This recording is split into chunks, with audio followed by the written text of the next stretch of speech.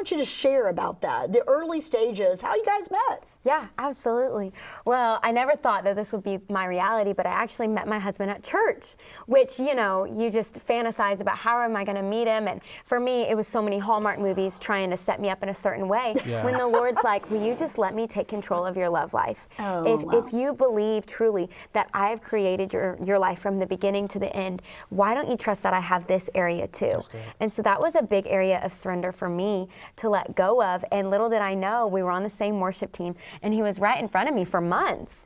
But my eyes were closed to it until the Lord opened his eyes first. So I'll tag you there, and you can pick up there. Oh, gosh.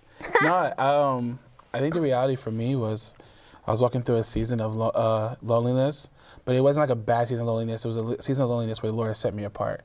He told me early on that year that my wife was coming. And he said, you need to prepare for her, so I need to tuck you away.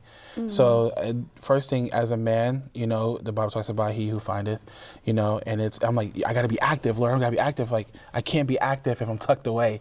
But he was pruning and preparing me to be a priest of my home. So walked through that season. She was already in church, met her one time.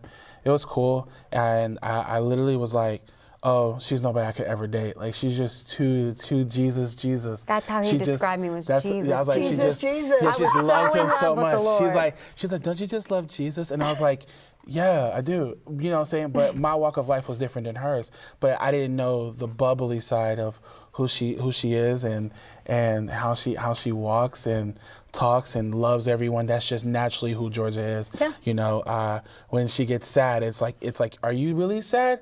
It's because there's still a smile there when she's sad, or she giggles. So it's like, are you really? But I walked through that season, and the Lord really, we had revival, and the Lord literally started tethering us together. Wow. We had worship every night for three weeks straight. So it went from like just conversations, talking to her more and figuring things out.